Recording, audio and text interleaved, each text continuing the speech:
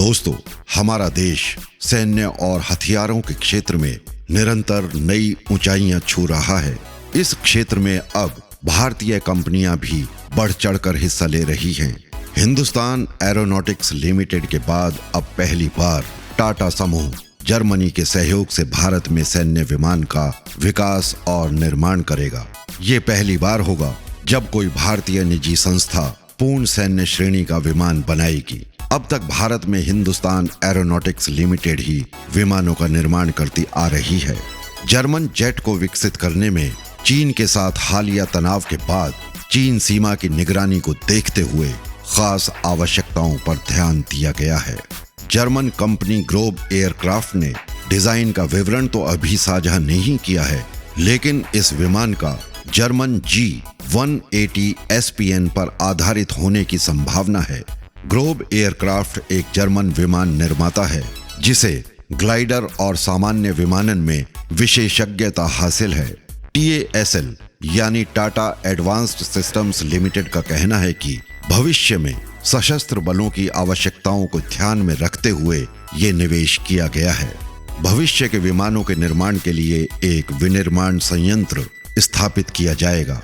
ये German jet उच्च ऊंचाई, जुड़वां इंजन वाला है। सिग्नल इंटेलिजेंस से लेकर सीमा पार निगरानी तक कई भूमिकाएं निभाने में सक्षम है। मौजूदा समय में इस विमान का जर्मनी में अंतिम परीक्षण किया जा रहा है और अगले 3 महीनों में इसके भारत आने की संभावना है। ये विमान 45,000 फीट की अधिकतम ऊंचाई के साथ 41,000 फीट की ऊंचाई पर उड़ान भरने के लिए बनाया गया है। इसका इस्तेमाल खुफिया जानकारी जुटाने, निगरानी और टोही उद्देश्यों को पूरा करने के लिए किया जा सकता है। इसे घास और बजरी युक्त जमीन पर उतारने के लिए डिजाइन किया गया है। Low wing twin engine composite aircraft में 1800 नॉटिकल मील की रेंज और 1000 किलोग्राम से अधिक पेलोड क्षमता के साथ 6 से 7 घंटे तक उड़ान भरने की क्षमता है। टाटा एडवांस्ड सिस्टम्स लिमिटेड इस विमान में विशेष पेलोड और फिट करने के लिए विमान को संशोधित करने पर ध्यान केंद्रित कर रहा है ताकि ये निगरानी क्षमताओं को बखूबी अंजाम दे सके। भारत की अंतर्राष्ट्रीय सीमाएं देश भर में कई पर्वत श्रृंखलाओं के साथ फैली हैं।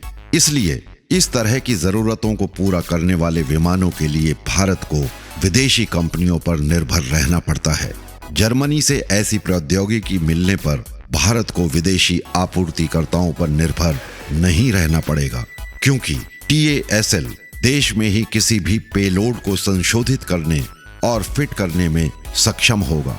TASL इस विमान तकनीक को लाने के साथ ही भारत में अत्याधुनिक एयरबोर्न निगरानी प्लेटफॉर्म भी बनाएगा, जिससे सॉफ्टवेयर नियंत्रण और साथ ही रख रखाव देश के भीतर ही हो सकेगा।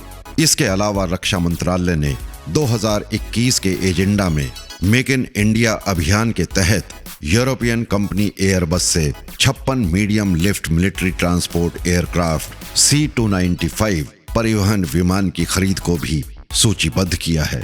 भारत सरकार ने इस परियोजना को 13 मई 2015 को मंजूरी दी थी। इस परियोजना के तहत 16 पूर्ण विमान यूरोपियन कंपनी एयरबस से आयात किए जाएंगे, जबकि 40 एयरक्राफ्ट भारत में ही टाटा कंपनी बनाएगी।